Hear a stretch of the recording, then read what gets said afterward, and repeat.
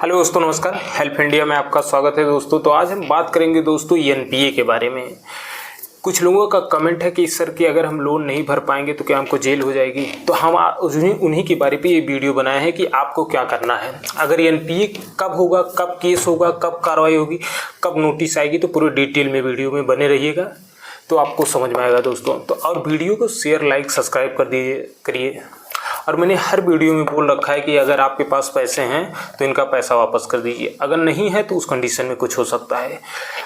अब हम बात करेंगे एनपीए। एनपीए का मतलब होता है non performing acid. Non performing acid जब बैंक को लाभ नहीं होता है उस पैसे से, तब वो खाता आपका एनपीए कर देता है।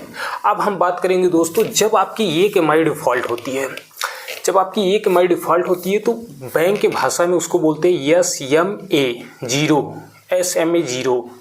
और जब 2 अमाउंट डिफ़ॉल्ट होता है तो बैंक की भाषा में उसको बोलते हैं SMA 1। जब आपकी 3 EMI डिफ़ॉल्ट होती है SMA 2। और SMA 2 का मतलब क्या होता है पता है? Special mention account 0, special mention account 1, special mention account 2। जब ये कंडीशन बीत जाता है, जब ये या इसके बाद भी अगर आप पैसा नहीं देते हैं तो आपका खाता एनपीए में 3 महीने बाद आपका खाता एनपीए में चला जाता है। एनपीए में जब चला जाता है, जब आपका अकाउंट SM0, SM1, SM2 हो जाता है गया, तब आपका खाता एनपीए में चला जाता है। एनपीए में चला जाता है तो अगर बैंक केस करना होगा वो 3 महीने बाद ही केस करेगी, उसके पहले कोई केस नहीं कर सकती है, ना तो कोई नोटिस आ सकता है। हाँ, आर्बिट्रेशन की प्रक्रिया हो सकती है, लेकिन वो हमने बता रखा है कि सोल आर्बिट्रेटर नाम से कोई जज नहीं होता है हमारे भारत में। सोल आर्बिट्रेटर नाम से कोई जज नहीं होता है हमारे भारत में। ये प्रक्रिया कर सकते हैं, आर्बिट्रेशन की प्रक्रिया कर सकते हैं, क्योंकि ये बैंक ही ऑफिसर होते हैं। ये कोई कानूनी प्रक्रिया नहीं है। सोल आर्बिट्रेशन ये कोई कानूनी प्रक्रिया नहीं है, ये कर सकते हैं क्योंकि ये कानूनी प्रक्रिया नहीं है। हाँ, उसके बाद क्या करेंगे, ये चेक केस करेंगे तो चेक बाउंस का केस कर सकते हैं, ईसीएस बाउंस केस कर सकते हैं, रिकवरी सरफेसी एक्ट का केस कर सकते हैं, या 13(2) का केस कर सकते हैं, या 13(4) का केस, 13(4) का, या डीएम साहब का नोटिस भेज सकते हैं। किसी भी तरह का नोटिस अगर ये भेजेंगे या किसी भी तरह का नोटिस भेजेंगे, ये 3 महीने बाद ही नोटिस भेजेंगे, उसके पहले कोई नोटिस नहीं आएगा आपको, उसके पहले कोई भी नोटिस नहीं आएगा।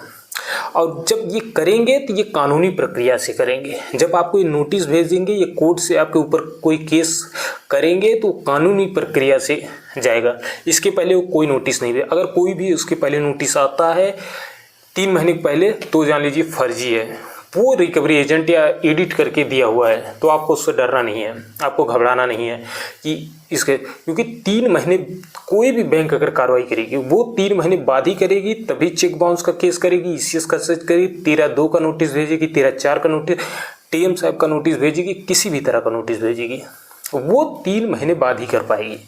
और हम बात करेंगे अनसिक्योर लोन। अगर अनसिक्योर लोन है तो आपके ऊपर क्या कर सकते हैं, चेक बाउंस का केस कर सकते हैं, या ईसीएस का केस कर सकते हैं, ईसीएस बाउंस का केस कर सकते हैं। उसके बाद यह सिक्योर लोन है, तो क्या करेंगे, आपके मकान, दुकान, फैक्ट्री, कारखाना या स्कूल या कॉलेज, तो सरफेसी एक्ट लागू कर देंगे। सरफेसी एक्ट का मतलब होता है कि सरफेसी एक्ट लागू कर सकते हैं। जब सरफेसी एक्ट लागू कर देंगे तो ये 13(2) का नोटिस भेजेंगे, 13(2) का नोटिस भेज सकते हैं। लेकिन ये 3 EMI डिफ़ॉल्ट होने के बाद ही, इसके पहले नहीं, इसके पहले कोई भी नोटिस नहीं आएगा। जब आपकी 3 EMI डिफ़ॉल्ट होगी तभी ये 13(2) की नोटिस भेज सकते हैं। अगर वो वहाँ आकर 13(2) का नोटिस अगर 3 महीने पहले कोई नोटिस आती है तो समझ लीजिए कि एडिटिंग किया हुआ है या फिर फर्जी नोटिस है। अगर जब 13(2) का नोटिस आएगा तो सरफेसी एक्ट का नोटिस आता है। जब 13(2) का नोटिस आएगा तो सरफेसी एक्ट का नोटिस आएगा। फिर आपको अगर पैसा नहीं दिया तो क्या होगा, फिर अगर आप पैसे नहीं दिए, ठीक है। तो पूरा कितना बीत गया महीने, 3 महीने उस साइड 2 महीने इस साइड, पूरे 5 महीने आपका बीत गया। सरफेसी एक्ट आता है तो उसमें 2 महीने का मोहलत होता है, तो 5 महीने बीत गया। फिर अगर आप पैसे नहीं दिए तो 1 महीने का समय दिया जाएगा जिसमें तेरा 4 की नोटिस जाएगा। 1 महीने का टाइमिंग दिया जाएगा। अगर आप फिर पैसे नहीं देते हैं तो ये डीएम साहब के पास जाएंगे, वहाँ से आदेश ले लेंगे। तो फिर डीएम साहब के यहाँ से 15 दिन का समय मिलेगा। पूरे कितने हो गए, 6.5 महीने।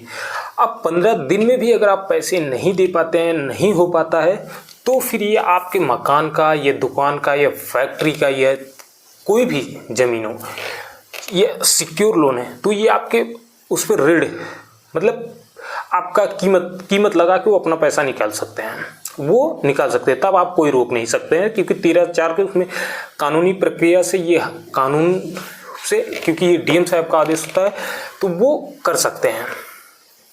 तो उसके पहले क्या होगा, कुछ लोग का होता है कि एक EMI डिफ़ॉल्ट होगा तो दूसरी EMI भर देते हैं।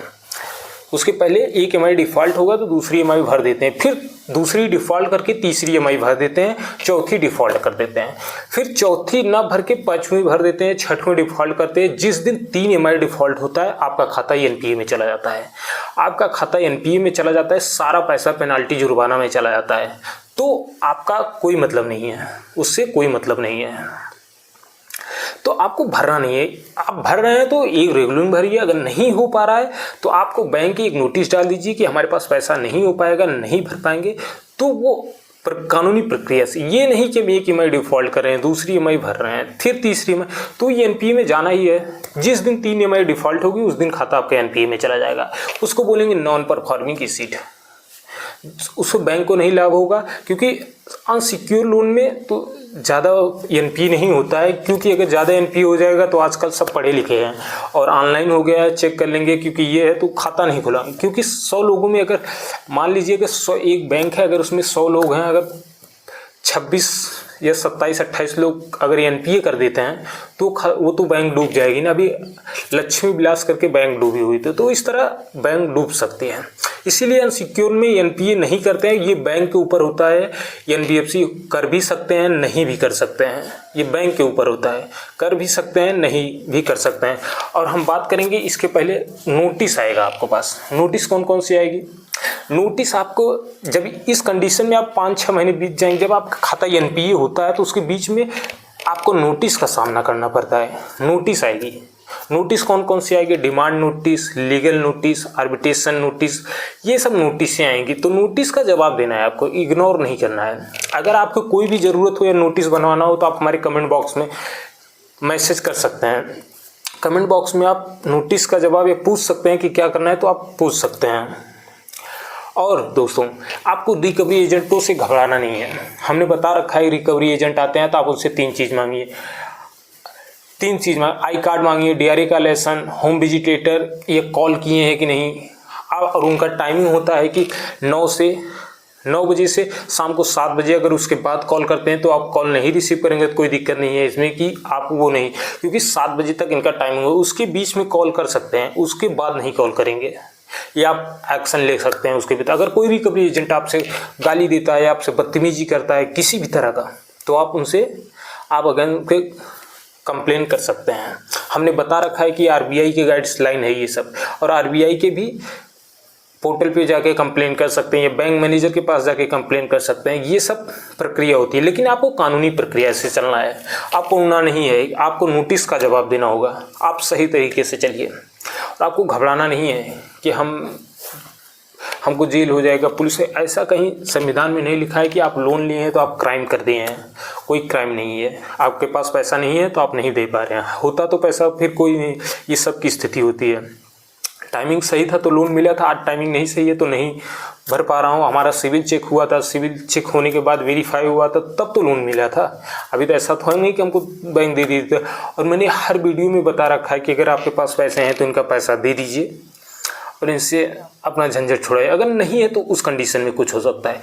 दे देंगे ईमानदारी से, वो भी ईमानदारी है। अगर नहीं देंगे तो वो भी ईमानदारी है। कोई जानबूझकर ये काम तो करता नहीं है कि मैं लोन डिफ़ॉल्ट, वो तो मजबूरियाँ सब कुछ करा देती हैं सबको।